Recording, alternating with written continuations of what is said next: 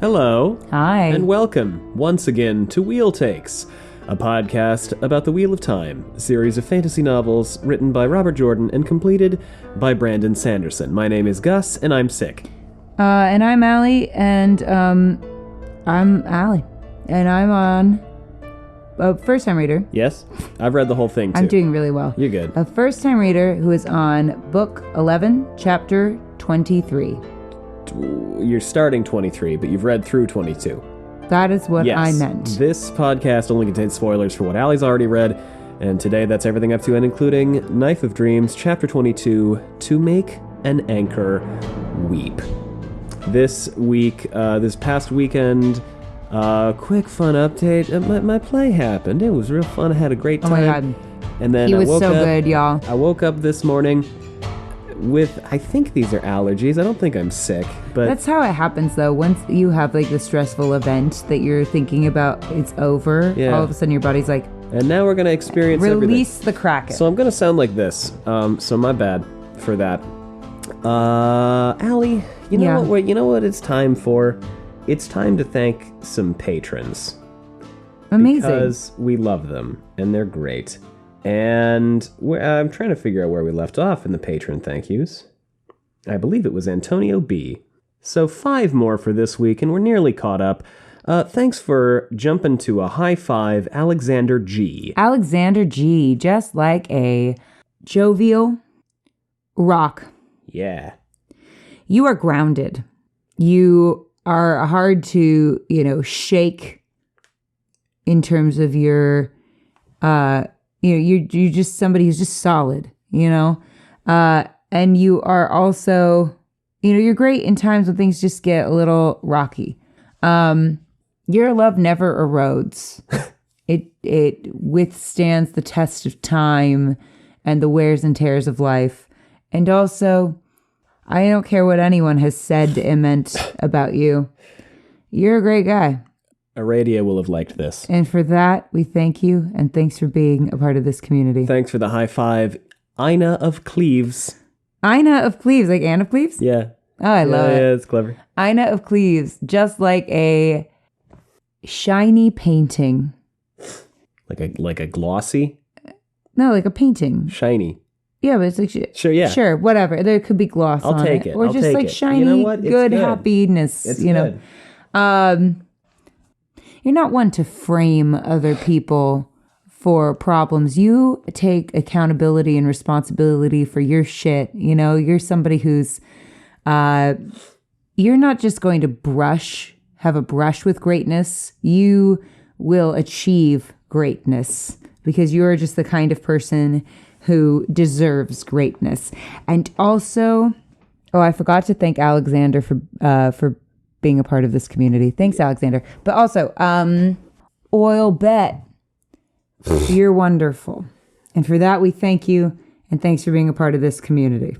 Thanks for the high 5, Alyssa H. Alyssa H, just like a helpful artichoke. Have I done artichoke?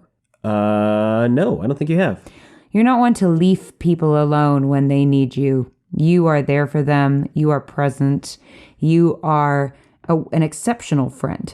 In the right environments that you naturally gravitate toward, good people, good vibes, you bloom.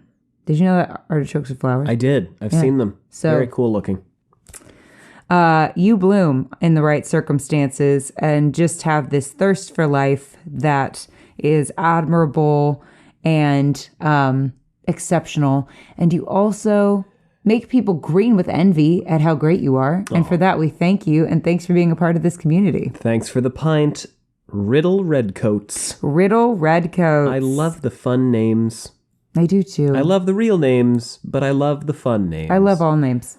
All of them. Everyone. Like when someone requested that we refer to them exclusively as Larm 69. Truly, it made my day. It still does, every time I think about it. When we were going through the backlog, and I was like, I can't wait until we get to Larm 69. But for now, Riddle Redcoats. Riddle Redcoats. Just like a venerated glow stick. You have definitely done glow stick. Damn it. I thought so. Just like a venerated cantaloupe. Have I done cantaloupe? I don't think you have. I don't think I've done cantaloupe. I think I've done honeydew, but not cantaloupe. Orange, you glad I didn't make a bad pun? That's a cute second. Sorry. There's nothing you can't elope. You can elope. You're just someone, when you put your mind to something, you're going to get it done. You are ripe with potential and possibility. And you also are bursting with enthusiasm and the spice of life. And for that, we thank you, and thanks for being a part of this community. And last but not least for today, thanks for the cup of coffee, Nedra R. Nedra. You sure it's not pronounced Nidra? I am not. I don't know anything. Because I know someone with the name spelled that way it's pronounced Nidra. Well then, Nedra R. I apologize if I mispronounced your name. Nidra or Nedra. Just like a splendid horticulturist. You don't bug out when stuff goes wrong. You stay calm, cool, and collected all day, every day. You've got the way you've got a way of making everything a net positive. And you are flying toward your dreams, and you will achieve them. And for that, we thank you, and thank you for being a part of this community. So thanks, everyone. You're all great. Thank you so much.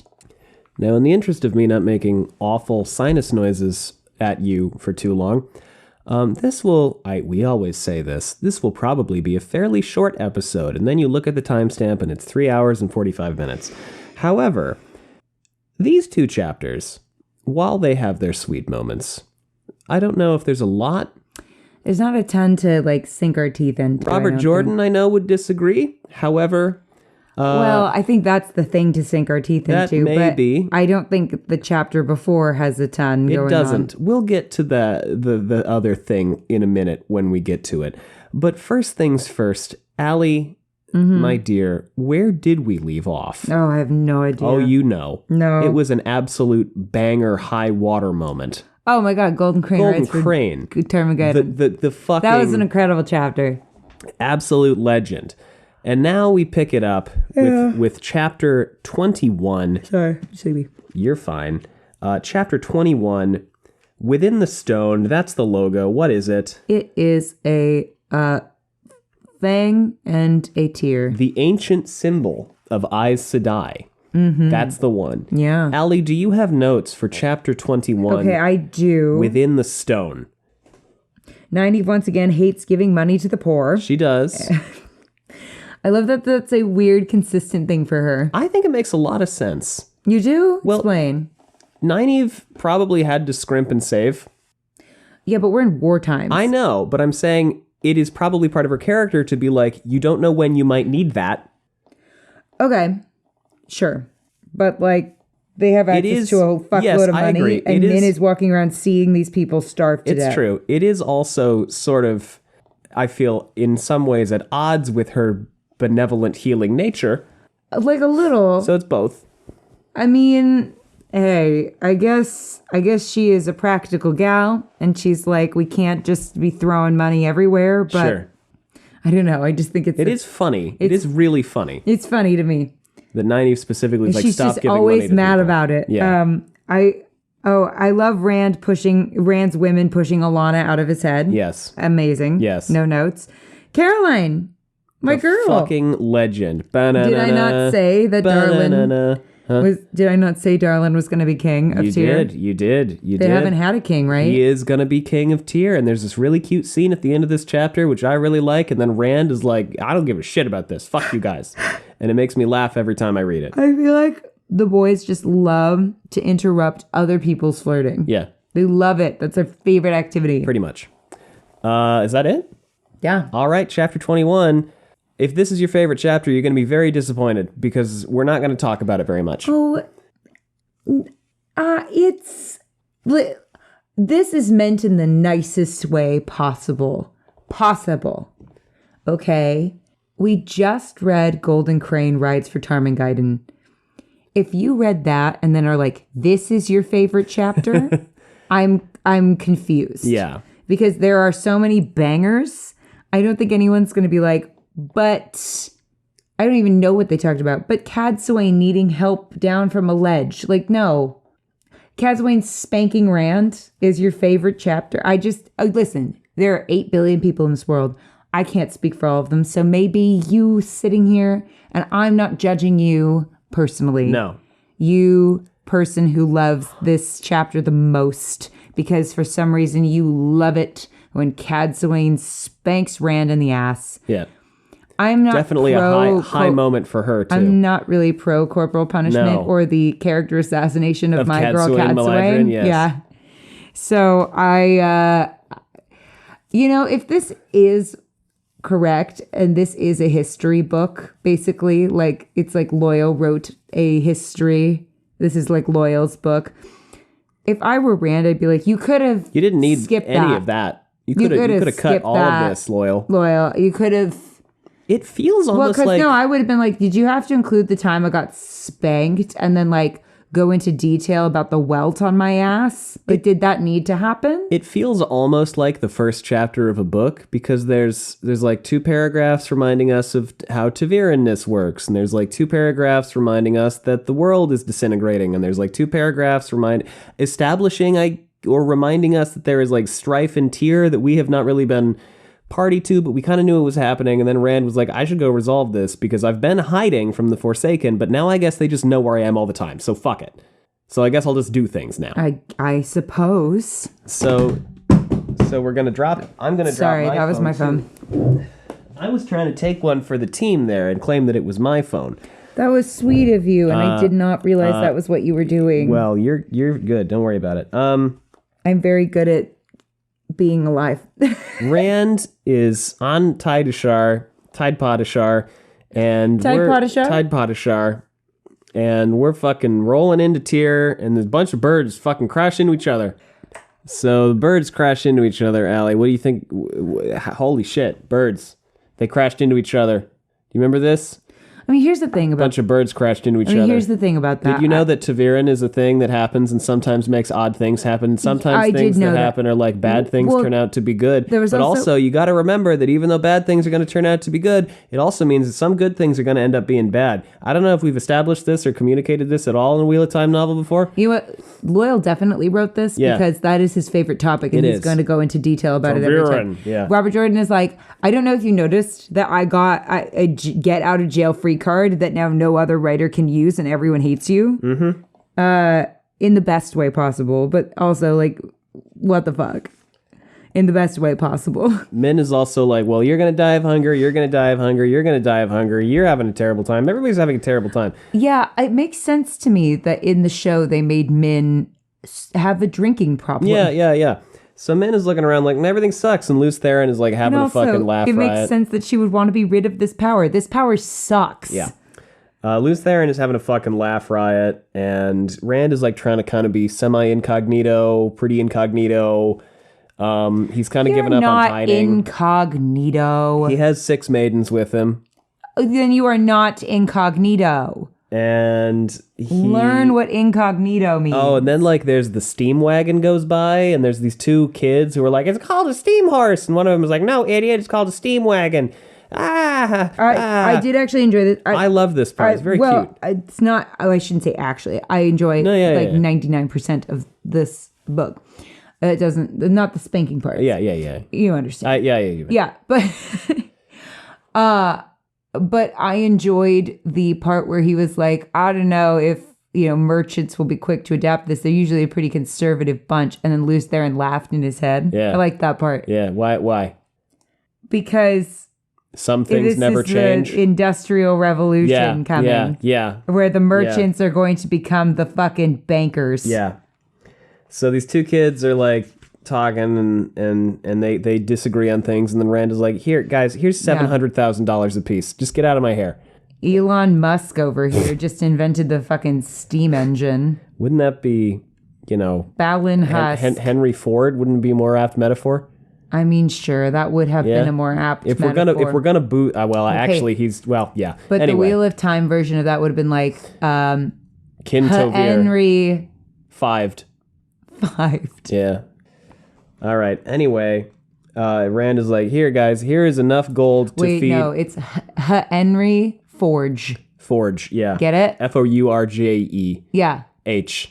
Uh-huh. H at the end. And there's apostrophe after the H in Henry. So Rand gives these kids money, and like Olivia's with him because Olivia's always with him, and he thinks the steam wagon's cool, and it is one of those cool, fun little background things in the books. It's like, hey, it's the Industrial Revolution. That's pretty cool. We went from Tudor England to the Industrial Revolution. That's fucking fast. Yeah, man.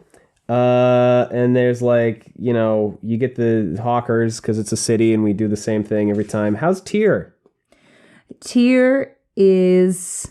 Well, okay, Robert Jordan invented the steam engine in this book because he was like, I need ways to get people places fast now. Yeah. Like, I need to skip over some of this travel montage stuff, which is also why gateways exist. All of the different fast travel. The steam engine isn't that much faster than a horse. It's just that, like, one of them can pull 50 wagons. Well, yeah. He's inventing trains. Yeah, essentially that's what's useful happening. when the apocalypse is coming and we need to get, like, armies of people places very quickly, and we might not have an Aes Sedai with us. Yeah. Yeah. You know? So how's Tyr? Tyr sucks. Like, I hate Tyr. Yeah, Tyr sucks. Like, I don't want to be like, I hate a whole city of people, but like, Darlin is like walking into a viper pit of doom. Well, he's kind of under siege in the stone, I guess. Well, yeah, because Elenda, is that her name? Elendi, yes, I believe so. Yeah. I'm gonna get some things wrong, y'all. I have a lot of brain fog right now. I apologize. No one's allowed to have brain fog on this podcast except for me. Right. That's my thing. How dare you? Wow. Okay, so we're both kind of dealing with brain fog right now. A little bit. That's good. It's gonna be a banger ep. A banger ep. So Rand, Tyr sucks, and people are fighting all the time, and everything kind of sucks. It sucks here. It's a sucky place to be. Min's just walking around looking at all the people being who are like, going to damn, die. that sucks. By the way, did you know the apocalypse is coming? Because Robert Jordan's going to remind us that the apocalypse is coming. Yeah, it's coming in what, 4 books? 4 books. 3. Yeah. Well, 3. 3? 3. Okay, so it's coming 12, in 3 13, books. 14. Yeah. 3 books of thousands of words. Yes. I think back sometimes to book 7 when Rand was going, there's not enough time. And I said, look at the shelf. My brother in Christ. There's some time. There's a little time. I know for him it's like a month. There's a dude who's like, I'm going to give, you want to buy some silkworms? And there's Sean Shan in tier 2, and that's tense and unsettling. And have we not made peace with the Shanshan? Is that not what we're here to do? Not yet. And okay, so that means that like next chapter is going to be, because where are we in the book? How far? Not far. Okay, so we're still kind of at the midpoint. So we're still at the midpoint. Still maybe popping off. You continue to assume that Robert Jordan follows a traditional story structure. I do, and it's stupid every time. He hasn't done that since book 5. No, Golden Crane Rides for Tarmogeddon was right on the midpoint. It was on cue. That was right on cue. It was. So how dare you? Fair. So I'm wondering if they're trying to set up this like moment of Semirog, whatever, being like the climax. Sure. Of the book. Are we killing Semirog as the climax of the book? Seems like we need to have the climax be related to Rand. It almost always is. Mm-hmm. So there's that. We're not near the climax. We're not at the climax yet. So are we going to have like 45,000 pages of peace with the Shanshan first? Could do. Or maybe we're going to go hang out with someone else. We haven't barely seen Egwene. We have barely seen Egwene. We've barely seen Egwene. Matt is fighting with Tuon. Yeah. But they're also, I guess, falling in love. Ugh. Perrin is going to make a big pot of tea. That could be the climax. Could be the climax. So that means we could get Semirog. Elaine is trying to consolidate power and also figure out what Creepy McCreeperhands is up to. Oh, yes. Yeah. We know what he's up to, being creepy. Yeah. So they go to an inn, and Rand is like, yo, do you rent by the hour? And the guy is like, and Cadsuane is what a question. And Cadsuane is like, just shut up. Just stop. And Rand is like, why is everybody looking at me funny? Oh my God, because it sounds like you've hired a sex worker. It does, yes. A little bit. I think that's the implication here. Rent by the hour, honey. Well, he says you basically... think that's the implication here? He's like, hey, can I get one room? And he has six women with him. And the guy's like, what? What? And then he's like, don't worry, I only need it for a little bit. And the guy was like, oh, okay. Yeah, the implication is, are you screwing all these women? How? So anyway, they get a room, and it's got a view on the Stone of Tyr, and they go up to the thing, and then the gateway into the Stone of Tyr. So now we're in the Stone of Tyr, and there's some guys there, and they're like, oh, hey, we're still guarding the heart of the stone. And Rand is like, why? Kalendor's gone. And they're like, well, because you didn't tell us to stop. Mm-hmm. And I'm like, that's fair. And Lews Therin's yelling, and they're like, yo, hey, we'll take you to Darlin. We might need to like guide you there because the rooms keep moving. Uncomfortable. Yeah, so that's happening now because the apocalypse. So last time 2 books ago, it was ghosts, and now it's renovations. Oh, all right. Renovations are the new impending sign of the apocalypse. Just random renovations? The rooms are moving. Oh, yes. Yeah, in like all these big buildings, things aren't where they should be. That's just called having ADHD. I know. Or apparently being pregnant, Elaine. Lord. So, what? I never made bingo for Knife of Dreams. Really? You may not have. I don't think I did. How did that happen? I don't know. Huh. I just realized because I was like wondering how my bingo was going. How is that possible? That doesn't seem right. I'll have to go back. Or you just never made a sheet. I might not have ever made a sheet. That would be appropriate thing for me to discover today. Oh, yeah, you did.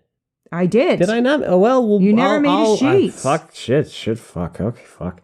Okay, well, I'll make that soon. Probably not today, because I feel quite poorly. But soon. I remember you reading me this. Yeah. Yeah, I was like, I must have. Yeah. Okay. Okay, I've gotten some of them. Yeah, you have. Wait, hold on. Oh, okay. Let me see how many I've gotten. Galad kills Aemon Valda. That was one. I know. I was like 2 seconds in. Yeah. You got, there was one up there earlier you got. I got... Tom Moraine letter reveal. Yeah, I've got... Oh, man, I'm not doing very well this book. No. Oh, okay. Yet, we'll see. No, I'm not. I'm not doing very well this book. I'll do a randomly generated square for this, by the way. Mm-hmm. I'm not. I've only gotten Tom Moraine letter reveal. Yeah. Moraine revealed to be alive. Free space. The classic. Which is problematic gender dynamics. Yeah. Easily. Just this chapter. Galad kills Aemon Valda, hopefully. The classic. And that's it. Yeah, oh well. Wow, I am not crushing it this book. So Rand goes to Stone. He's like, yo, let's go fucking talk to Darlin, because Alana's with him, so I know where he's at.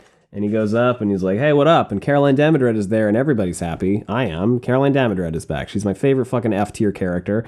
And she's shown up twice. I'm obsessed with her. She's great. We are both obsessed with her. Now she is also wearing... She is the canonically hottest person in the book. She's wearing min tight pants Where now. is it canonical? My brain. Yeah. Well, Rand looks at her, and he's like, I don't know whether I should be hard or hard. Because he starts...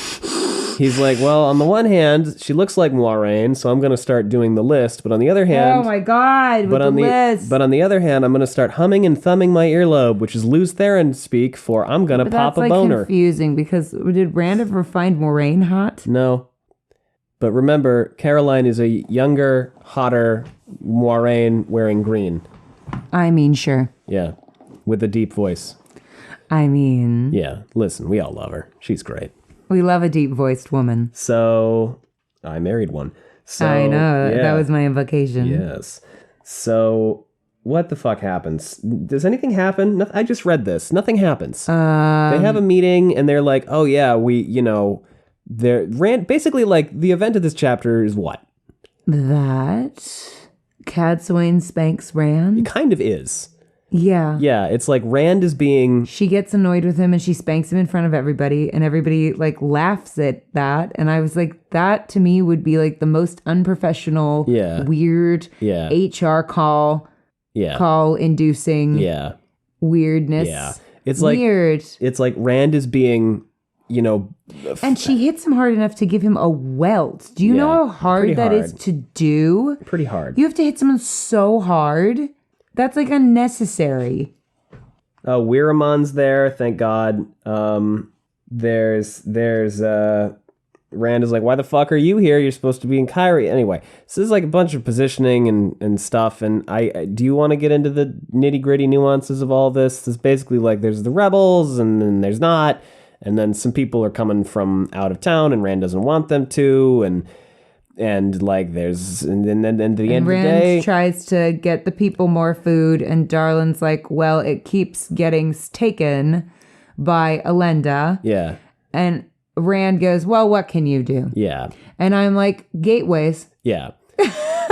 You can do gateways. And then like, I mean, I know channelers were illegal, whatever. And then at the end of the, end. Oh, who gives an actual rat's ass? And then at the end of the. Who gives an actual rat's ass? At the end of the chapter, it's like, hey, but also we've made parlay with the rebels and they're going to stop being rebels if you just make Darlin king. And Rand is. Why? Because that way they can swear fealty to a tyrant and not to Rand. That is fucking dumb, but whatever. Yeah. So like, I'm kind of jumping through all this. Do you mind? Because like no, yeah. So the fuck. Oh God, what the? By the way, when I say that is fucking dumb, I mean of the fucking tyrants. Yeah, of course. I don't like the tyrants. I think they're assholes. No, they're very, very racist. Like they're not only racist, they're classist. All of their like leaders were fucking creeps who were like cactusing all these women for funsies and being mad that they could be hung for it. Like, fuck the tyrants. Yeah. Not the regular tyrants, just these rebel-ass tyrants. Fuck them. I hate them. If they don't like it, they can leave. They want Darlin to be king, and they want their lands back, and then they'll stop rebelling. And Rand is like, what if instead I keelhaul them across my fucking balls? And then... And then Ch21, did you know I just learned how to swear yesterday? And then Ch21. Well, I personally, when I learned how to swear, didn't jump to keelhaul them across my balls. I don't know. It felt apt for Rand's mental state. Oh, that was one of the great. I'm stealing that and pretending like I came up with it. You can have it. That's fine. Then Ch21 like.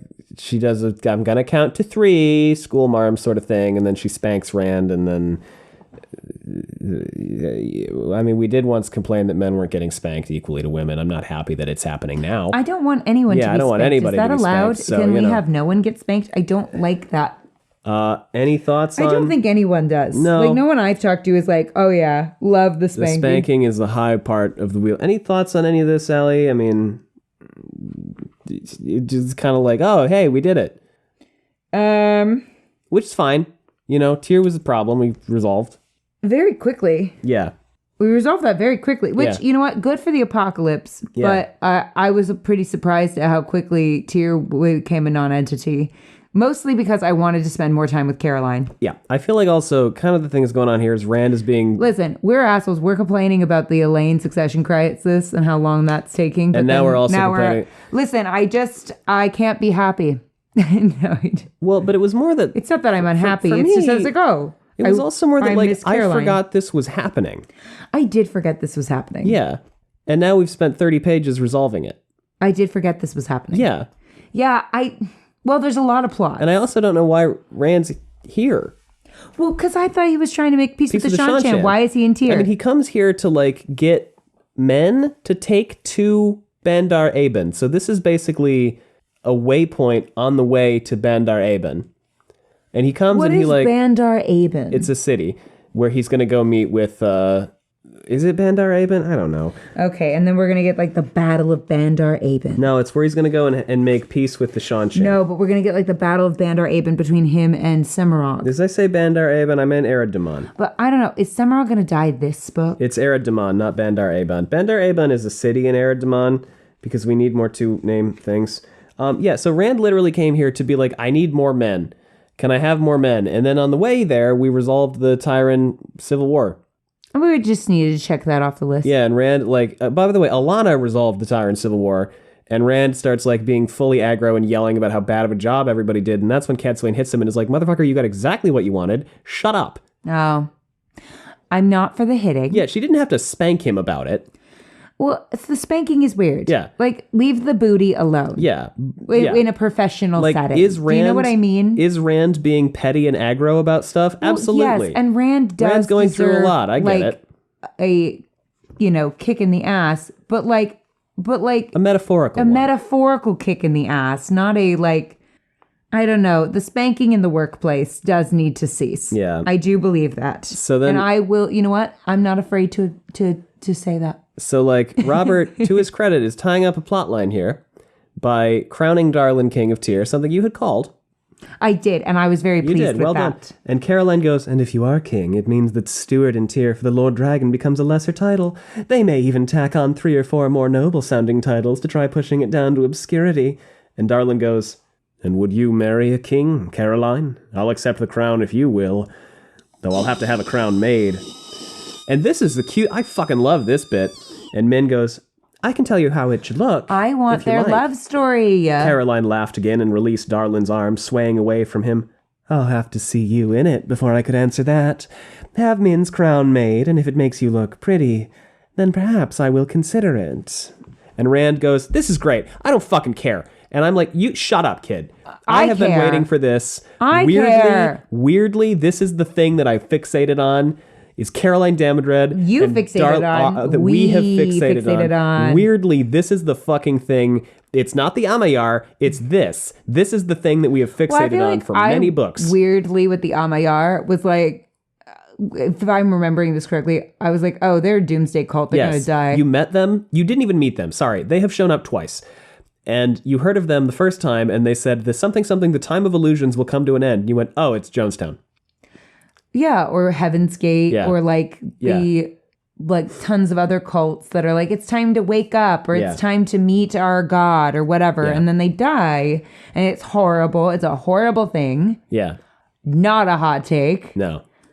Wheel Takes is very lukewarm on the takes lately, I guess, in that regard. Yes. But I just... We'll get there. Hold on. We'll get there. Let's settle up with Darlin and Caroline. So Darlin and Caroline have a cute moment, and then Rand is like, I don't care. I have to fucking leave. Time is limited. And Min and Nynaeve are like, you fucking ass. Don't be a dick. And he's like, what? He is being a dick. Here's the thing. Rand is being a dick lately. Oh, God, yeah. And I understand that he's going through a lot. And I empathize with that. But I don't think that going through a lot is an excuse to be a dick to people. I really don't. I think that we have to operate with our most generous hearts, even when we're going through a lot. Anayella's also here. I'm pretty sure. Where did we see Anayella last? That's Aramilla is... No, wait. It was Eilil and Anayella, I think, were the two who almost knifed him in Book 8. Was that Anayella? I think that was Anayella. Yeah. She's here, too. Oh, she's fake as fuck. I don't like her. I don't like the Tyrants. And I never have. And I never will. Yeah, okay. She is... Yeah, she's the one who almost... I like the Tyrant common people. She's the one who almost knifes him. Or maybe doesn't. And now she's here. The Tyrants. Yeah. So anyway, then Rand is like, yo, hey, Anayella, Darlin, and Waramon. Hey, Waramon, you've been here this whole time. Good for you, asshole. And he's like, when do we get to charge? He does. Yes, he is exactly like that. He's like, you three get a bunch of dudes and we're going to go to Erod Daman. And Darlin is like, fucking why? And Rand goes, Tarman Gaiden is coming soon. You are going to Erod Daman to get ready for Tarman Gaiden. Okay. And that's But Darlin's not going because Darlin just became king. Darlin's also going. Why would Darlin go? Yeah. Darlin has shit to do. He's got starving people in a city. I don't know. We're not going to prioritize? Okay. Peace with the Shanchan or something. So we're going to let people starve to death. And Rand was like, Rand to his credit was like, oh, those little boys that Min got attached to, like, go check in on them. But yeah, they're I forgot about die. that. He was like, yo, Darlin, find these 2 kids and make sure that they're taken care of. And I'm like, that's very noble of you. There's a lot of starving people out there, dude. Well, and Min makes like a little sound and Rand's like, oh, that means they die. Yeah. And I was like, well, perhaps. Like, I understand a bit that we can't save everyone, but this is a city of people. Maybe, and I know Min's viewings are and Rand is whatever, also but like perhaps we could make an attempt. I think it's not really peace with the Shanshan as much as like, hey, we got to bolster armies against the Blight, so we're going to get ready and be so he's kind of doing this thing, and he does the same thing in the next chapter, Robert Jordan does, where he's like, we got to start making sacrifices so that we can be ready for Tarman Gaiden. So like, we got to focus on this. Now we've resolved the king thing, great, we're going to go do Tarman Gaiden now. Like right now? Yeah, he seems to think so. We're 3 books away. He didn't think so at the time. He was adamant that the next book would be the last one. He was wrong. Well, we're 3 books away. Yeah. Anyway. And hold your horses. That's the end of chapter 2. We could maybe do a small side quest. We had all this time for weevils. We could do maybe a small side quest about like trying to get some cows into the city. They do. It doesn't work. Because of Elenda. Yeah. But like they have, and they're like, what do you do? Gateway. Yeah. Gateway. Yeah. Gateway? So, anyway. Instacart. That's the end of chapter 21.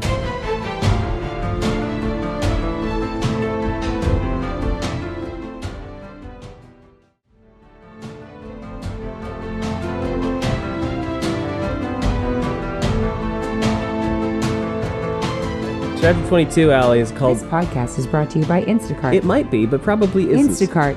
It's grocery shopping, but really expensive. It is more expensive. Chapter 12, you should tip them. You should. You should. Chapter 22 is called To Make an Anchor Weep. That's the logo. What is it? It's Instacart. It's grocery shopping for when you're high. What was this? It's Do you give a fuck about this logo? No, it's the sea folk. Okay, here's the thing. We'll get there. Hold on. No, we're there. Hold on. Yes, okay. We're there. Now, when I Because read... this is the event of the chapter. This is... Is there anything else to talk about before we get started? No, I mean, I could talk more about Great Stumpgate, which continues to rage on Twitter. The debate over whether or not... I'm really happy I did this to you. Whether or not it's actually... And I love that this is a discussion that's taking place over whether or not the Great Stump takes place on a stump or not. You are very much having to defend the fact that you believe that it does not necessarily take place at a stump. Listen, here's the thing. My perspective is this is what I meant when I said this. The Great Stump refers to the meeting, not the place. Could it be both? It could also happen at a stump. Yes, the Big White Book of Bad Art does suggest that sometimes great tree stumps are used for meetings. What is the Big White Book of Bad Art? The Big White Book of Bad Art is also known as the world of Robert Jordan's The Wheel of Time, and it was a third-party book that was commissioned by Tor after Book 7 was published, I think. It is written from an in-world... It's called the Big White Book of Bad Art? It's called the Big White Book of Bad Art because the very talented artists who they commissioned to do art for this were told, you have 5 days to make like 75 fucking drawings. Oh, that's not enough time. It's not enough time. So the art in it is fine, but a lot of it is also like very rough and very early drafts and very early sketches that they basically shoehorned into this book. Don't do that to artists. Yeah. And some of it's not bad. I mean, it's mostly called the Big White Book of Bad Art because it's like these poor people were basically put into crunch to make I just feel like it's mean to the artist to say it's called the Big White Book of Bad Art, whereas I would feel like I should say the Big White Book of Tor should have given them more time. I know. Yeah, you're right. And I just feel like it's mean to the artist. No, listen, that's just the colloquial. It's called the Big White Book. No, I just get very defensive of art and I artists. agree. The art's not because bad people either. Are so mean to artists. No, you're right. The art isn't bad. It's just rushed. I'm not yelling at anybody. I'm just saying I think the name is mean it is. when the artists were set up to fail a little bit. That's true. So anyway, the Big White Book was committed. We have it. They reprinted it. Yes. Am I allowed to look at it? No. Yeah, you are, because it was published after book 8, and it wasn't written. I'm allowed to look at something. Yeah, it wasn't written by Robert Jordan, and it is written from the perspective of an in-world historian. And Robert Jordan deliberately didn't answer a lot of questions posed to him because he wanted it to maintain an air of mystery. So it gets a bunch of stuff wrong. Like explicitly gets a lot of stuff wrong that is directly contradicted in the books, and is kind of viewed as like soft canon because it's written by someone in-world who was writing an in-world history. Okay, they did that with like the book The House of the Dragon was based off of. Yes. So in that book, it suggests that because they say what happens in the show is actual canon, and what happens in that book is soft canon because it was like 5 different historians. Yeah. A bunch of maesters. Who, like, some of whom are not actual historians because they're like, according to, like, so-and-so on the street. Yeah. So the Big White Book says steadings have big ol' stumps. Sometimes they have meetings on them.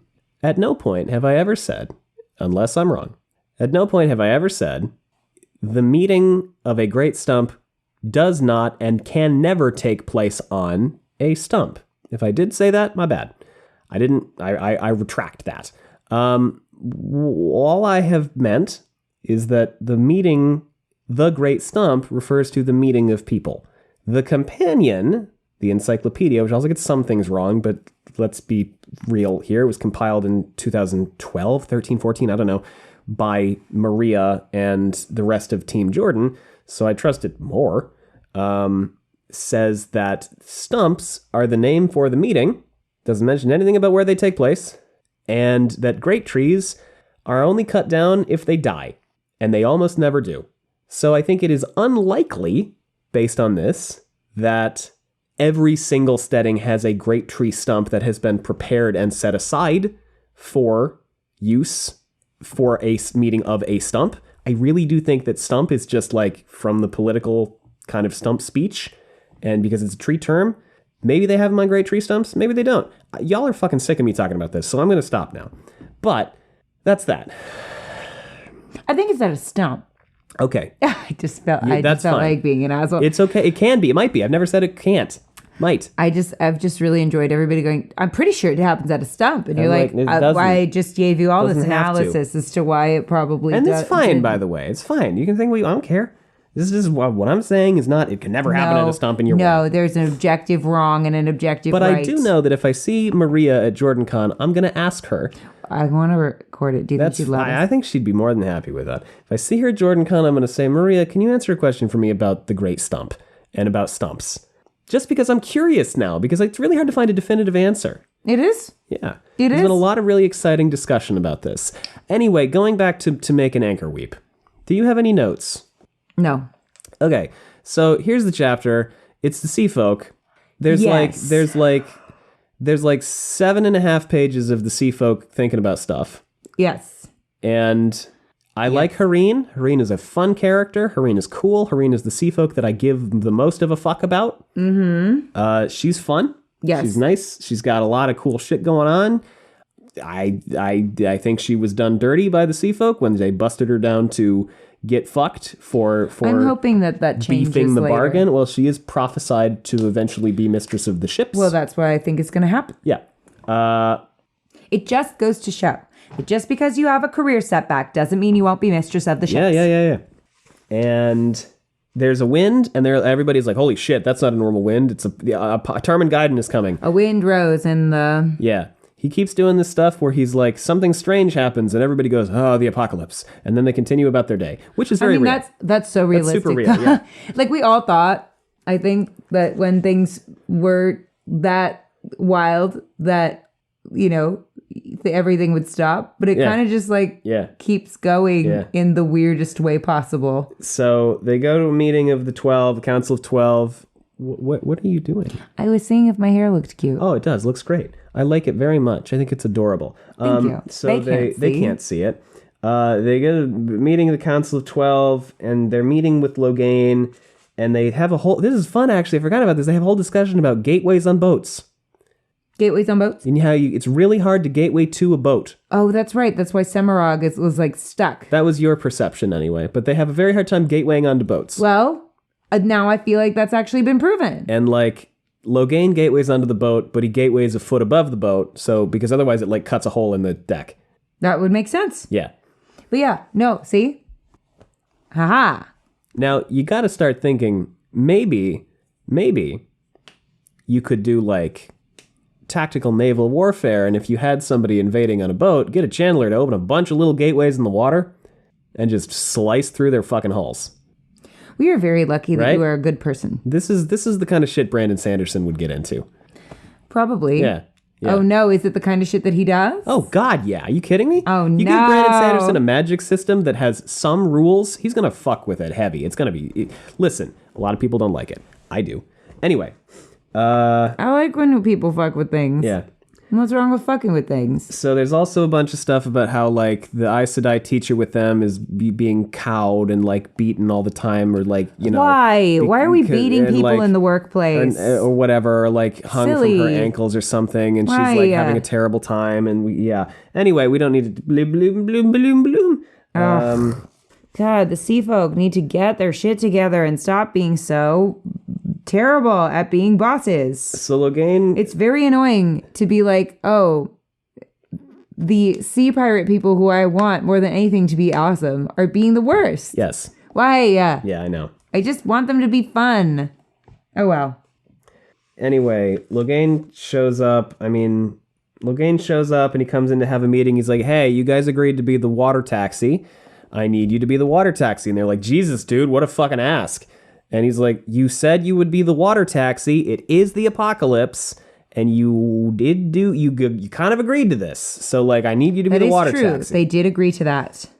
And it's Logain, by the way. He's here. And, Wait, when we were on our honeymoon in Santa Barbara, there was that little friggin' tugboat that was so adorable. What was it called?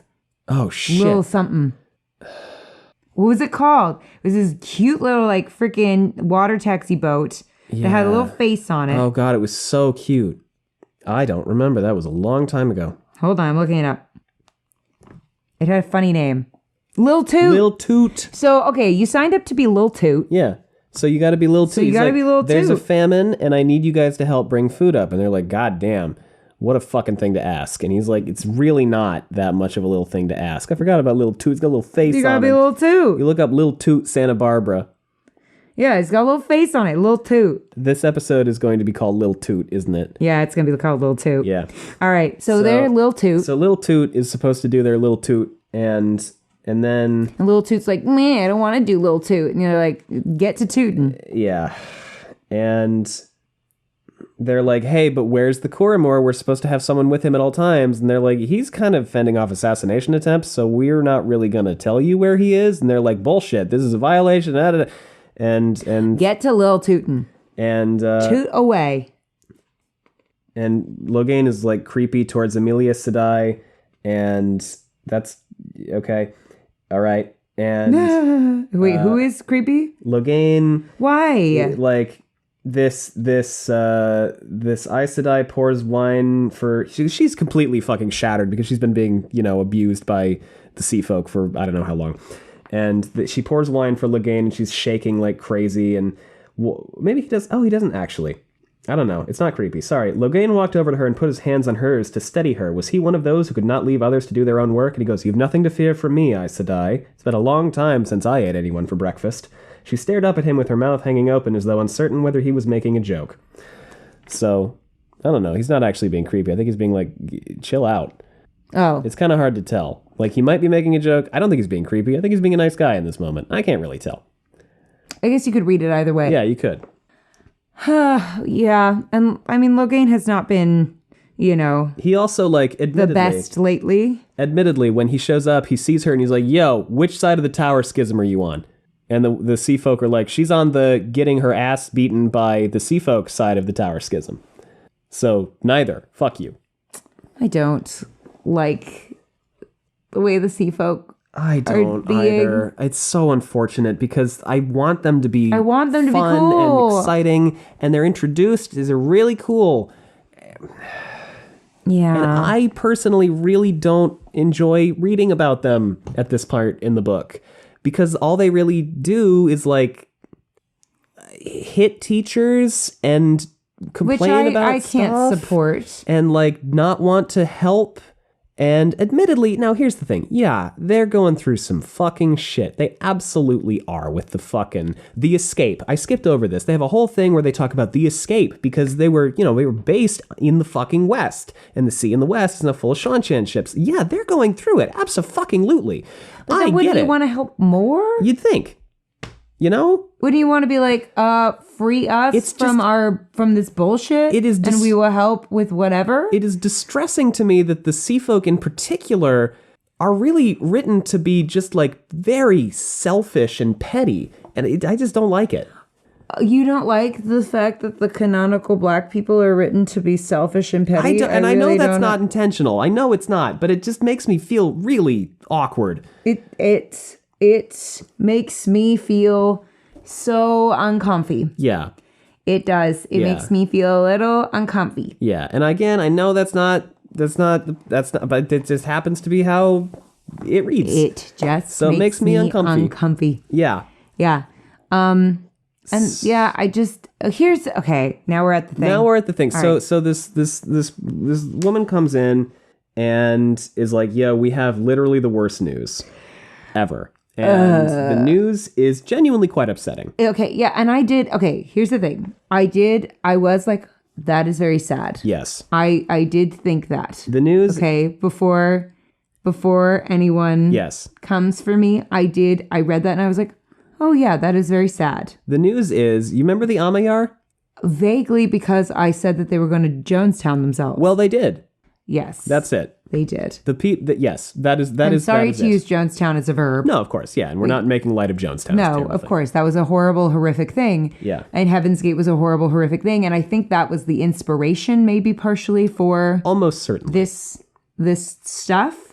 Yes, and so I also get Robert Jordan's emotional attachment to this moment. Yeah.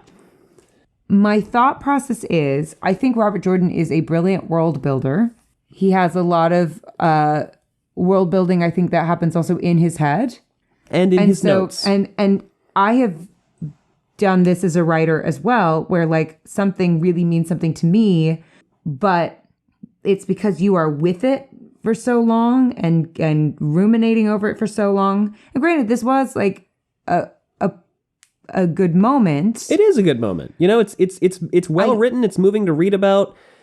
However, yeah, and I feel like even moving is the wrong word, because it's like these are the kinds of consequences to something like this that I think people don't think about until they happen. And so I think that this is a realistic thing that could happen, right? Sure, and absolutely. I think it's a devastating thing. I think that unfortunately, and I know that Robert Jordan has said some things about the fact that, well, do you want to explain a little bit? So here's a little context on why, for people who are like casual readers of the book, which most people are, and don't know the context around this, Robert Jordan, prior to the release of Book 11, and I talked to Allie about this after she read this, prior to the release of Book 11, Robert Jordan reached out to like Dragonmount and some other folks and was like, hey, there is a gasp moment in Book 11 that it sheds like new light on the consequences of something from a previous book, and it's going to be like a, oh my god, that happened moment. It's going to be like a really big thing. And so there's a lot of speculation as to what that moment would be. And it's this. It's the Amayar culture destroying itself. And is that terrible? Yeah, of course it is. Yeah. That said, when people were confused as to what the moment was, Robert Jordan was surprised. I'll leave it at that. I would say he was upset by that. He was pretty irritated. And yeah. I have a couple thoughts about it just from a writing perspective. And obviously he's a wonderful writer and he's an incredible world builder. And I have had many moments in which I am very emotionally invested in what I'm writing, and in my head, because I've spent so much time with it, it develops this sense of importance that doesn't always translate. Yeah. Right? And that can be really upsetting as a writer to have happen, because, you know, in your brain, this is a gasp moment, or this is really wild, or whatever. And the person reading it, who unfortunately the victim of this is often Gus, for me, is like, I didn't see the connections or to like, this moment. Remind me who this person is. Right. And you're like, how could you not know how important they are? And then you look back and you realize you haven't necessarily put in the breadcrumbs for that. Now, here's the thing. And he, part of his upset, a part of the expression of his upset, and I've had many outbursts at Gus over, him not getting something. And then later I, realized that Gus only says these things to help, right? To ask, to probe further. Because you get very attached to your work and you get very attached to things. And so sometimes it's hard not to get a little, emotionally invested in the thing you have to be emotionally invested in, but then you put out into the world and you're like, now criticize this thing that's my baby. Yeah, especially, in this case, when you've been working on it Tell me my baby is ugly. When you've been working on it for 18 plus and years. it's not even that. It's not that the baby is ugly. I was like, oh, wow. That's, he really went there, and that's a hard thing to read about. But I think he said, oh, I think it's that people are desensitized to this kind of stuff, and that's why it didn't seem like a big deal. Yeah, I believe the specific terminology he used was if you did not consider this a gasp moment, you have my sympathies. Which, first of all, okay, small side thing. I think that if a woman writer had said something like that, she would have been crucified. I agree with you. So I do think there is I just want to acknowledge for a minute that he has the privileged ability to be upset at the reception of his work in a way that I don't think people of color or women have. Yeah, I would agree with that. And so I just want to acknowledge that. Absolutely. As a thing where when you read that to me, I was like, whoa. Yeah. Because I understand where those feelings come from, but as a woman writer, that would have to be an inside thought for me. Right. And so I was kind of like, I think that is really interesting. But then also, as an additional thing, I think, because I obviously empathize with how he must feel. Oh, God, yeah. Yeah. That something that was very moving to him was not necessarily received by everyone as something that was moving. He describes the process of writing this as he had to put the pen down, he had to get up a few times, and I completely understand that for him, having built this culture and having a really rich understanding of who the Amayar are, what the Amayar do, essentially, from what I remember from the 2-ish paragraphs we've heard about them, they're this idyllic, pacifistic society that makes porcelain. Right. And that's beautiful. And Lovely. It is terrible. It is. And I was sad. Yeah, it is sad. I was sad. I think that for me, I don't agree that this is a indication of our desensitization to violence. I think that a lot of the time people like to point to things and go, we are desensitized to violence, la da da da da da da. And I think that is a very generalized assumption to make, because I certainly am not. No. In a way that I'm like, I wish I were a little bit more. Yeah. Because it's hard sometimes for me as a person to get through the day because of how heavy the world can feel sometimes, right? Yes. I see a dog that needs help on Instagram, and my day is about then following up until I see that dog has been saved. Yeah. Yeah. I need, when these shelters, because they're all overcrowded right now, are putting out these, please help things. I all that stuff, or hell, the humanitarian crises that are happening right now. I don't think that the general human response to any of that has been apathy. No. So regardless of whether or not you think that's true, I think that the majority of the conversations that I have had, at least with the people that I have surrounded myself with, no one feels apathetic toward the cruelty and violence that is happening in the world. Yeah. And has been happening. No one that I know. Yeah. Or and care to associate with. And I'm sure there are people, right? Of course, there always are. Of course. Yeah. But I think that the general public does not feel this way. Yeah. So when I read this section, I was saddened, right? Because death is sad. Yeah. And if cultural I were extinction to is sad. hear of that in the real world, oh God, right? Because of course I have been alive and continue to be alive during some pretty horrific times, Yes. right? Like pretty horrific things have happened while I've been alive that have wrecked me emotionally, and I have not known a single person involved. Yes. Even remotely involved. Right. Right? But I think we have to keep in mind as writers that part of our job, because these people are fictional, is to make them feel so real that we care about what happens to them even though they're not real. Yeah. Because the hurdle we're always overcoming is these people are not real. Yeah. Right? And so we have to flesh them out with flaws and personalities and details, right? That make them feel like people we might know. And that's why people get so impassioned about like book adaptations and things like that. Because it's like, real. It feels they real. They feel real to you. Feels alive. They are real to you. They're in a specific your way that friends in that some way. Only you perceive every again. I've said it before, and I've gotten into philosophical debates about storytelling. But I think every time you consume, especially a book, it's different. Oh yeah. Right? My understanding of the book is different from Allie's. It's different from yours, listener.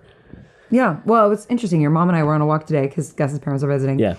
And we had this whole conversation about, she was like, we were talking about, writing versus acting and how like you were making discoveries about your play the morning of the second, closing performance, like the closing performance. And which completely changed how certain scenes felt. Yeah. That night for me. Yeah. And she was like, oh, how interesting that like that is a, living, breathing thing all the time. It must be different with writing. And I was like, well, in some ways, yes. And I said, but in other ways, no, because every time someone interacts with it, it changes. Yeah. And so, their perceptions of it and its importance and the moments that happen and the relatability of the characters, it is always different. Yeah. And so, if I can springboard off of that to give kind of an example of how artistic interpretation can change how the art is interpreted, even more than that, I would point to A Streetcar Named Desire, because for those of you who are familiar with Tennessee Williams' work, for those of you who are not familiar with Tennessee Williams' work, Streetcar Named Desire is a play about these two sisters, Blanche and Stella Dubois, from the South, because it's Tennessee Williams, it's all the South. And Stella is married to this fairly beastly man named Stanley. And Blanche is this fairly well-to-do woman, sister of theirs, who comes into town, and there's friction. This is a short version. And as written, Stanley is basically a gorilla of a man. He's just a brute. He's mean. He's loudmouthed. He's angry. He yells, and he hits stuff. And then Marlon fucking Brando gets his hands on it, and he goes, no, he's not. He is a monstrous, brutish person, but he is also basically a child. He like reduces him in that Stella scene to like basically a child. He's also like wailing. He's like pitiable, and he's in some ways you can feel compassion for him. And you care about him to a certain extent. And yeah, he does monstrous things. It changed how people forever completely reinvented the character for the rest of time. Ever. Because if you do Streetcar with Stanley just being a brute, it's unwatchable because he's just terrible. But if you do Streetcar the way Brando interpreted it, he's a bad guy. But he's a horrific person. He's a fucking bad guy. A horrific person. But he's so complicated. He is so engrossing and interesting, and you just want to know what's going on with him and with them. That it's and Blanche is like incredibly complex as well. Yeah. And then Stella becomes, by comparison, incredibly complex because she's torn between this man who is horrible to her, but also needs her so badly. Yeah. Who is helpless without her, as it were. Yes. And then she has a sister who also needs her so badly. And Stella is just caught in this cyclone of need. Yeah. So, and she is like battered about by these two emotional vampires, essentially. Yeah. And then it becomes a fascinating show to watch because eventually one of the emotional vampires essentially consumes the other. Yeah. Hot take. Tennessee Williams, pretty good writer. Yeah. Because I believe that both of them are emotional vampires. I think they're both like contemptible people, but also in at the same time, in many ways, really damaged. Oh God, in a way where you're like, it's hard because it's like, I think this is what really good characters do is it's like this is what I say about Rand. Rand does some horrific fucking stuff, but he's a complicated person. Yeah. Right? And so, yeah, people feel very passionately about these characters because they're like, yes, they do bad things sometimes, but like they also are pitiable in so many ways. Yeah. And I think that's going back to the Amyar. While I have no doubt that Robert Jordan has an enormous wealth of knowledge about the Amyar, for whatever reason, he chose not to share most of it with us. And that doesn't mean that you can't still feel sympathy and feel bad for them, but it does mean that it's not going to necessarily carry the same... I mean, how many people have died on page that we don't know the names of? Well, here's the thing. You know? Yeah, I think, yeah. And I think here's the thing for me is that when these kinds of large-scale tragedies happen in real life, right? You know that each one of those people was a real person with a family and dreams and, just like you. And that's what's so fucked up about these, like, about any tragedy, right? And so when you read about them, and so when I read about them and I see them and I see the manifestations, I see how devastated the community is and the family is. And I mean, that's the overwhelm for me. And that's the fuck for me. And unfortunately, the thing to get over is the fact that we can have some separation from fictionalized events because they're fiction. And we know they're fiction. There's a safety in the fiction. And so you have to make those people and the things that they go through feel real enough that it feels like a human life has been snuffed out when they pass. Or that something horrific has happened. Well, I mean, to use something that is mentioned in these chapters, when Rand tries to resuscitate the little girl in book 4. Exactly. That to me, though I did not know that girl, there was enough detail about her to make her feel so real. I also think that we as a human race, because of the way that we're built, right? We have a difficult time with large scale things because it's so big. It's so beyond our capacity to really understand what those numbers actually look like and mean. Right? Like what a tragedy of that scale could possibly even, like, we can't contextualize that. We can't conceptualize that at all.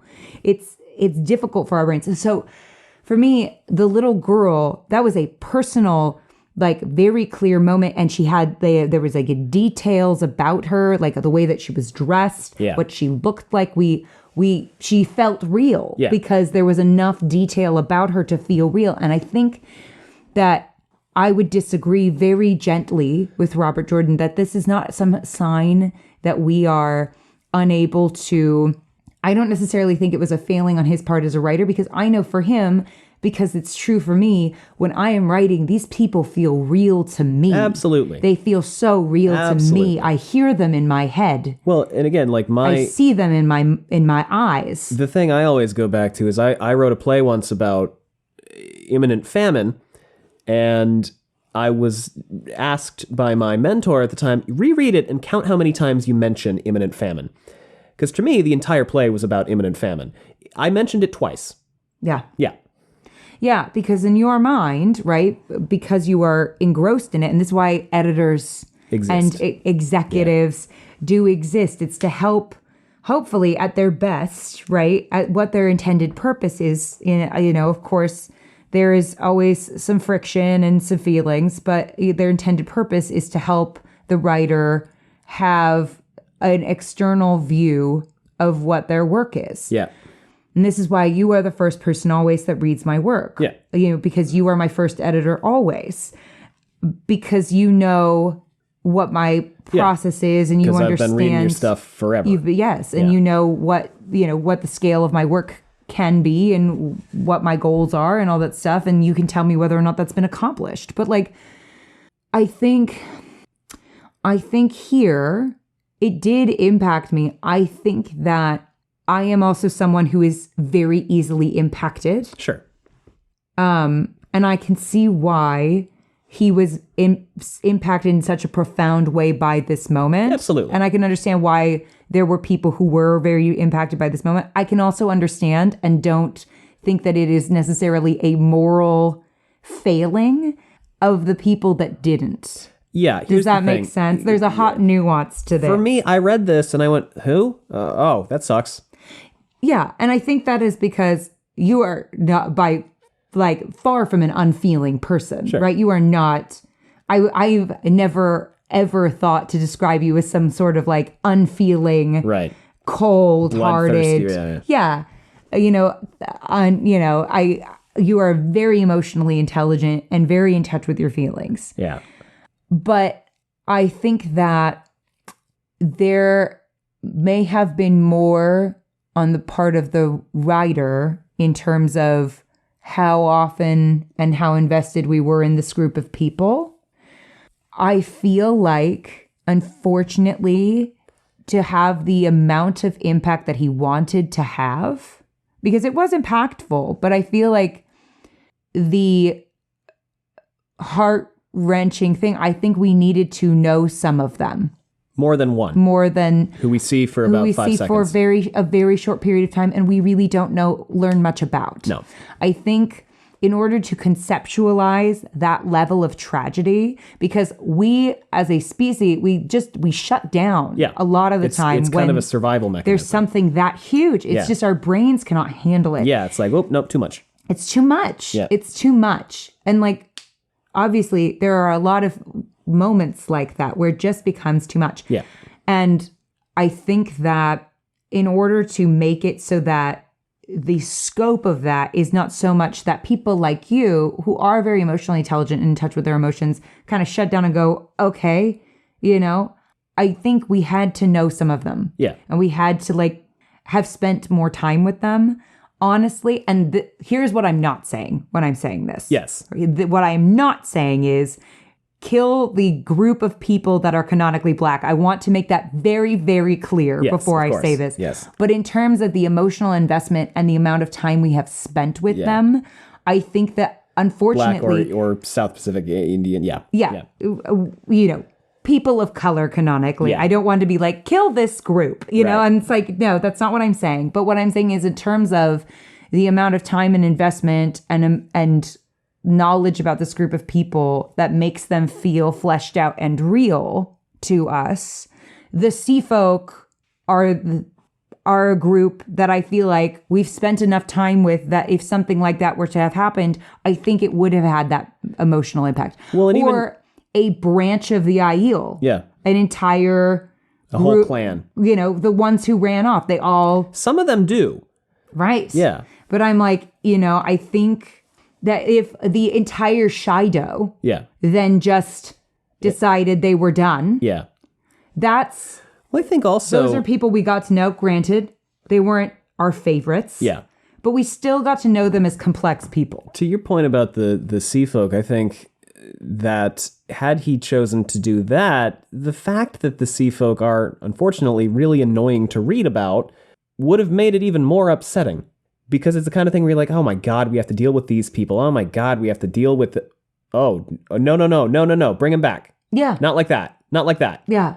Right? Yeah, I think... Yeah, I think... I understand what he was doing. And I understand also, right, that he was living at a time where he saw... Yeah, he saw those incredible tragedies that this is referencing happen live. Yeah, he was like 20-something right? when Jonestown happened. And those... So I'm sure that this resonated with him in a very personal way. Listen, reading about those things happening it's horrible. Is horrific, right? And so I can imagine the amount of emotional investment that he had in those things too. I think that, and I understand that in his brain, right, he had spent enough time with them in his brain that they felt real to him. Yeah. But I think that because they are fictional, there is a hurdle to overcome of like, they're fictional. Yeah. So this is safe. Yeah. We need to, if we're going to do this, I think it's got to feel like these were people we knew. Yeah.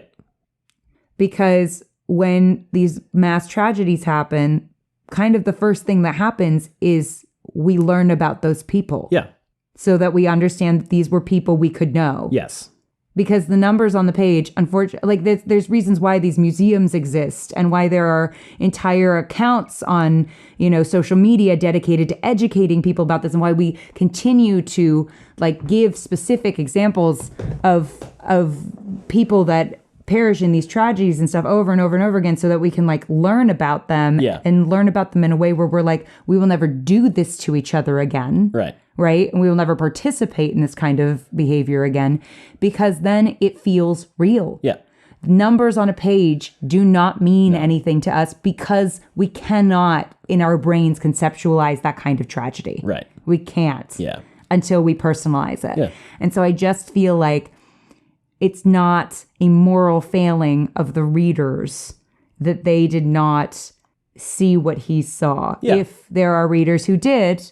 And, I definitely was like, oh, that's upsetting. And I can understand why the characters on the page are upset. But I think for the emotional depth of, I think partially it's the hyping up of like, I had to walk away from the screen or from the page. Yeah, unfortunately, I don't think it did himself any favors with that. Well, because I think then calling it a gasp moment. And the anticipation was like, Min dies, right? And the other thing was he was like, he I believe part of his intention with this was to be like, even the victories aren't always victories, because they died as a result of the cleansing. But unless you paid really close attention to one paragraph at the end of Winter's Heart and tied it into this 2.5 published books later, you will not make that connection. Well, I think he did that very effectively with Demise Wells. Yeah. I think he did that very effectively. Granted, there are some people that I do think misread that situation. But, we can't, spoon feed it to everybody. But, people are going to, like we said, interpret things how they're going to interpret. And can I make an aside note? I saw this great TikTok that I think encapsulates my feelings about people will be like, sometimes, this chair is just purple. Like English teachers, we don't need to. And we don't need to get into this analysis, because sometimes the chair is just purple and the writer just wanted the chair to be purple. And that is true. And I think we have said that a few times on this podcast, that maybe he just wanted it to be purple. But like, what I don't mean by that, and what I think this captured really well, was what English teachers are trying to teach you, right? Because yes, oftentimes the chair is just purple, but that might not be true. Yeah. Sometimes the chair is purple to represent royalty. Right? Sometimes the chair is purple because of the purple flowers in the previous, because there's a motif happening, right? Sometimes the chair is purple because, of, a trauma that keeps getting repeated, right? Whatever it is. And the point of the analysis is to teach us that sometimes the chair is purple for a reason. Yeah. Anyway, that's a thing for me where I'm like, sometimes we joke about like, sometimes the chair is just purple, when we're kind of going into deep things. But like but we also are looking at these things in a deeper way as well, where like, yeah, sometimes the chair is just purple. But in this particular instance, he is clearly trying to say something about the broader nature of like, there are still victims even in victory. Yeah. Right. And he has made that point repeatedly. I think that there was a small disconnect for making that impactful for more people, because there were clearly still some people that missed it. I think his response, because he was emotionally invested, was to get defensive. Yeah, which is not uncommon. Yeah. As somebody who has worked with many writers, sometimes you need to have a fuck you moment. And I get that, right? Because like the work's not good if we don't care. Yeah. But I do think also Robert Jordan had the luxury of being able to do this as a white man. Yeah, that's true. I do not think that is female true. writers get away with this in the same way, where they get defensive and upset that people don't see what their intention was. I'm not going to say you're wrong about that. That's true. So there's a lot to unpack with that. Yeah. With what happened with this moment. And I'm not saying that Robert Jordan was wrong or bad for reacting this way. He's a person with feelings. Yeah. Who wrote a scene he really fucking liked. He really fucking liked, and some people didn't connect with. Yeah, and he was really like looking forward to seeing how people responded, and they didn't respond how he wanted. That's really fucking hard. as an artist Yes. when that happens. It sucks. It sucks. And I've had it happen, and every artist has had it happen, and it sucks. Yeah. And it's like, it's hard not to feel fuck you about it. It's really, really hard. And so I'm looking at this with, I promise, my most generous heart. Yeah. Where I'm like, he is, you know, I can feel from the statement that he made about it that you read to me, the hurt that he feels. And I am like, I have been fucking there. Yeah. Right? I'm like, it is nice for you as a person that has also, by the way, a bigger career behind him, because I also don't think an early career writer could do this.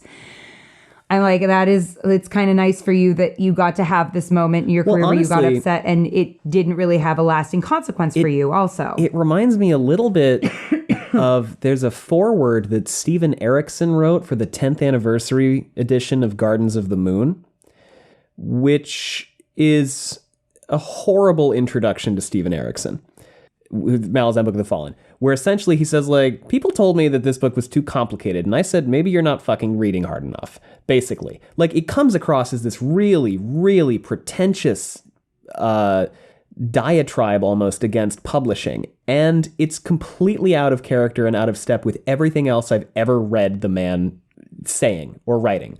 And it feels genuinely like he was mad at his publishers for turning down his books for 20 years, so he wrote a little bit of a fuck you, and then accidentally sent it in to be the foreword.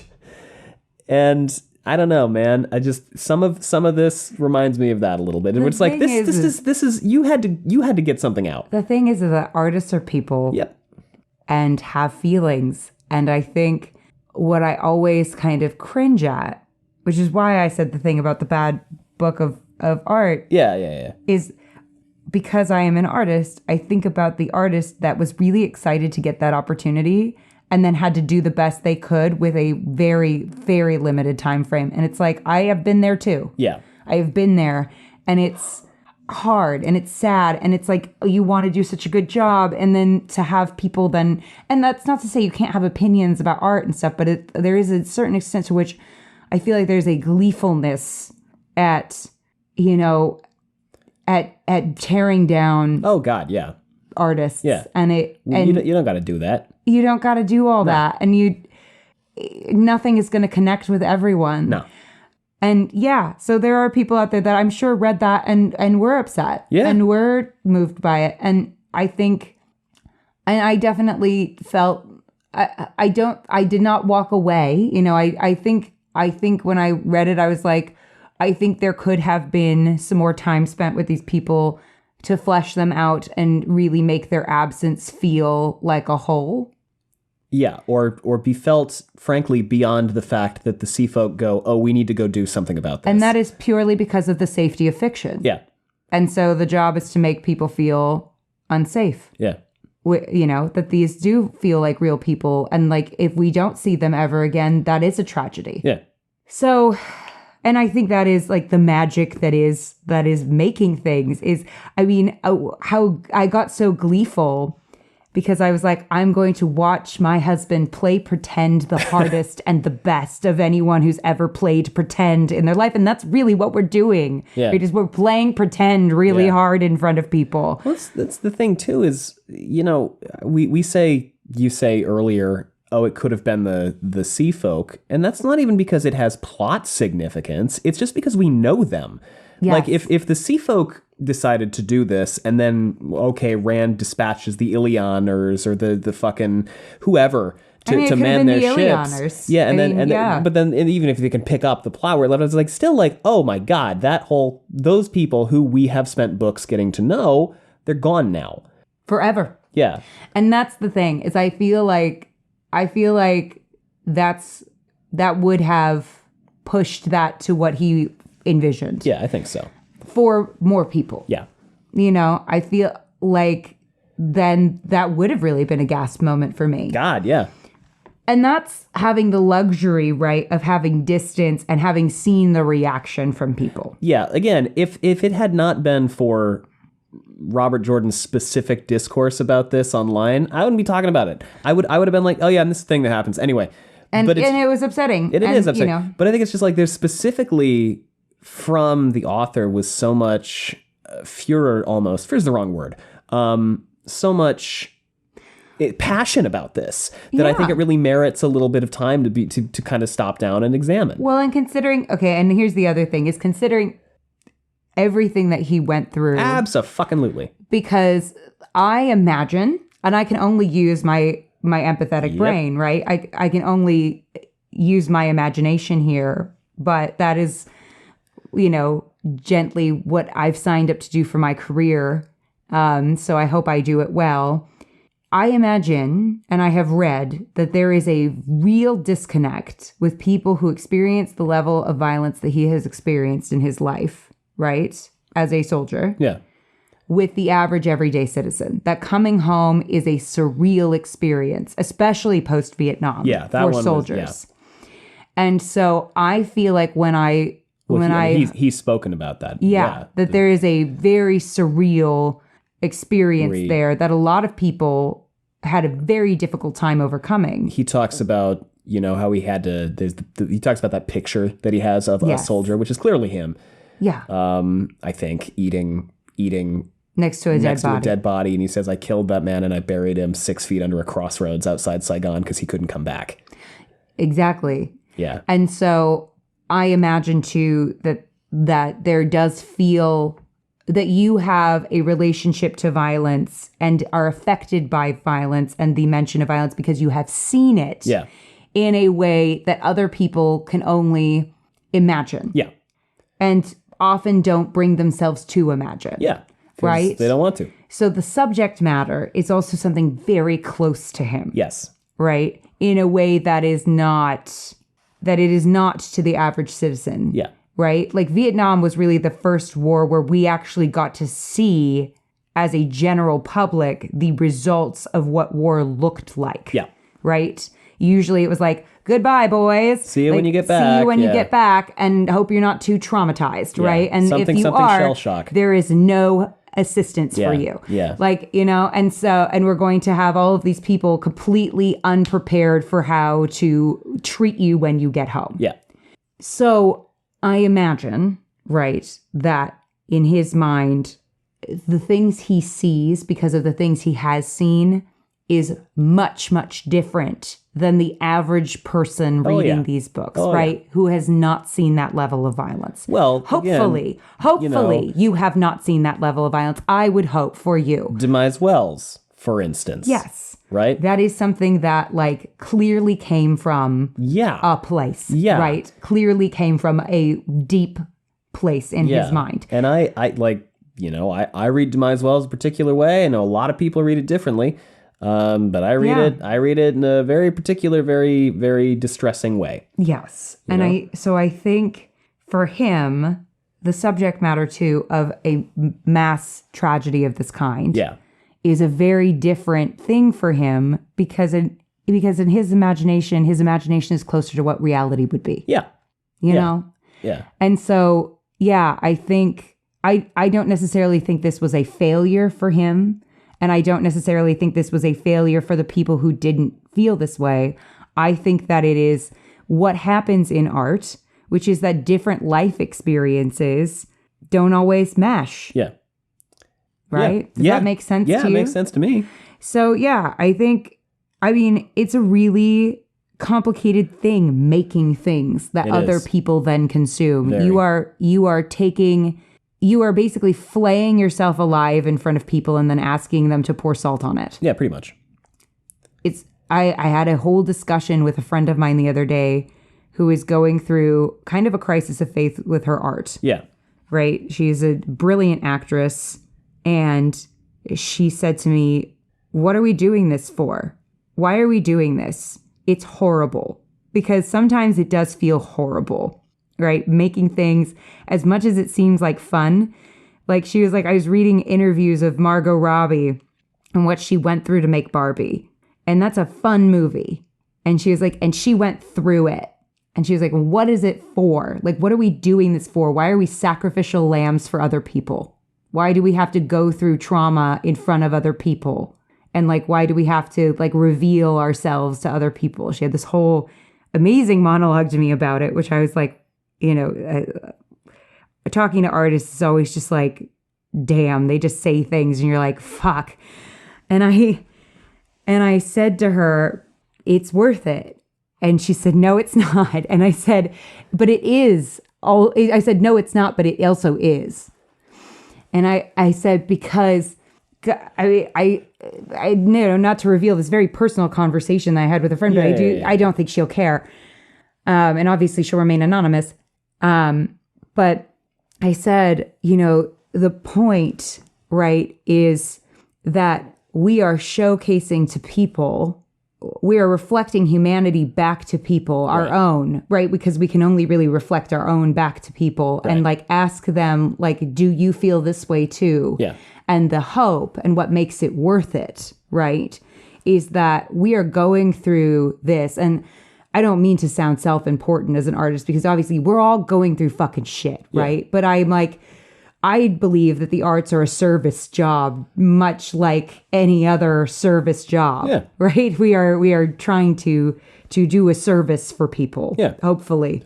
I think if you're doing it for acclaim, much like if you're doing medicine for acclaim or teaching for acclaim or anything else worth doing for acclaim, that you're doing it for the wrong reasons. But I was like, but what you were doing it for, right, is connection. And that's like whole fucking point of being alive, right? You're asking the, as they say in your play, godless wilderness, right? What feels sometimes like a godless wilderness. Like, do you feel this way too? And a lot of people go, no. Which is fine. And also, fuck you. Yeah. But what we're doing it for is that one person who says, yes, oh my God, thank you for seeing me for a second. Yeah. And I said, because that is the fucking point. Yeah. The fucking point is we are all wandering around thinking that we are in this godless wilderness. There was this game that we used to play in my theater for young audiences class called Pruey. Oh, yeah. I kind of remember this one. Where one person was the Pruey and everyone else was wandering around with their eyes closed. And the Pruey was the only person who got to have their eyes open, and they could not move and they could not speak. And they could only watch. Oh, I remember this one. This is a good one. Yes. Yeah. And everyone else was wandering around. And if they bumped into another person, they would say Pruey.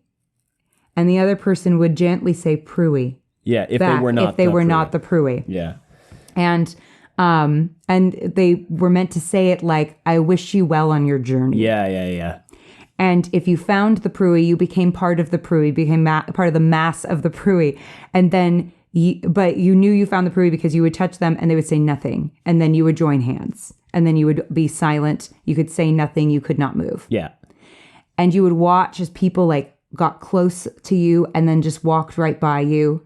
And you would watch as like other people had moments of connection, and then you would like hope that they would find you. And I feel like that's actually, and I just realized this now, exactly what making art fucking is. Yeah, it is, pretty much. And so, oh, wow. Sorry, this is profound for me. I don't know if anybody else gives a shit, but it's great. I'm here asking Pruey, Pop right? off. And maybe other people will respond with Pruey. Pop off. But yeah, I feel like that's how it feels sometimes to be alive. Yeah, sure.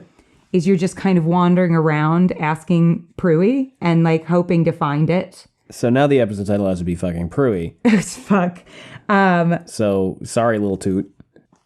Little toot Pruey? Yeah, Pruey little toot? No, we can't. But so, yeah, I feel like sometimes, and granted, now, of course, we said it was going to be a short episode. Almost 2 hours, yeah. Whatever, it doesn't matter. But, now this has become an interesting reflection of the effect of art on ourselves and other people. Well, which is kind of the whole point of like this particular, not the chapter, but the meta-analysis we're doing of the author's approach to the response to this chapter. Yeah. Which is frankly the kind of the thing to talk about. Which is honestly fucking relatable, because sometimes I also want to be like, go fuck yourself. Yes, absolutely. Right? Like, yeah, of course. I've even kind of maybe not told you to go fuck yourself, but maybe, not in so many words, but have been very angry with you before. Close, because but it's okay. of how you've responded to some of my work. Which is fair. Normal.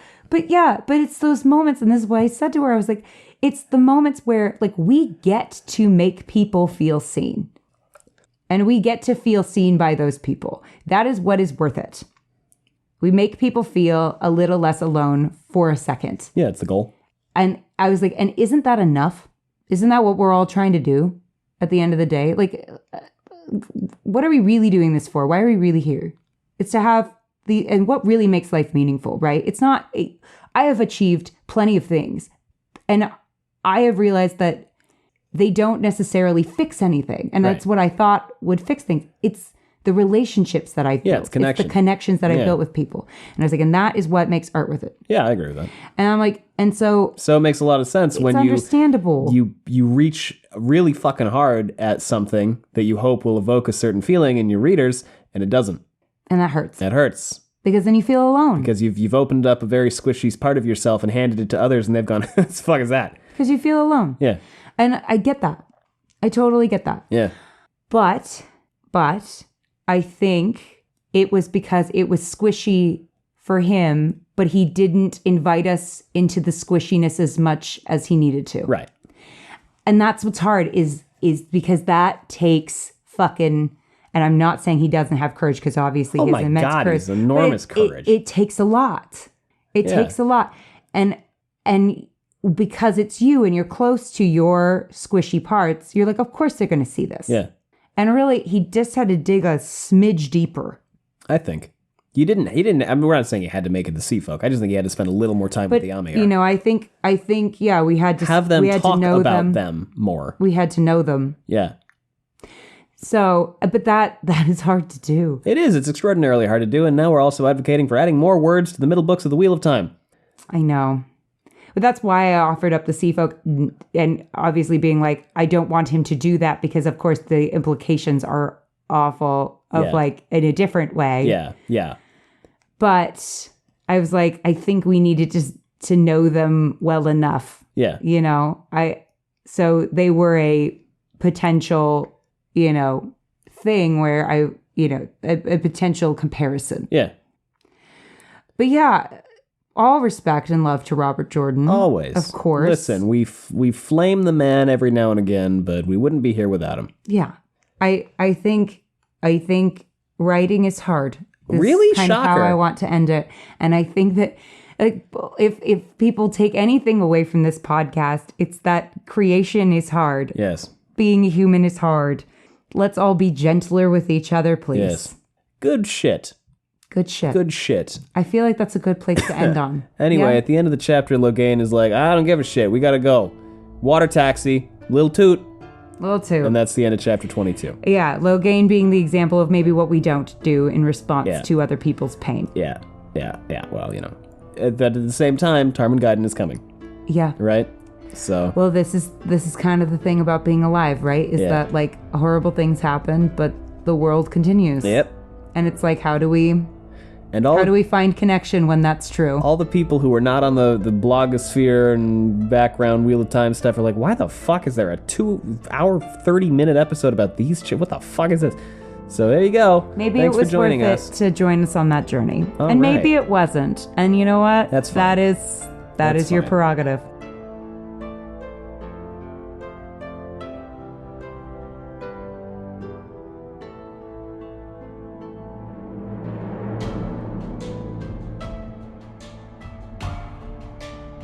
Thanks for listening, everyone. We have social media. If you want to know what we've got going on, it's linked down below. We also have a Patreon. If you want to support us that way, it's patreon.com/wheeltakes. And you can always leave us a rating and a review, which helps an awful lot. Other than that, anything else, Allie? Pruey. I knew you were going to do that. Thanks for listening, everyone. Bye. Bye.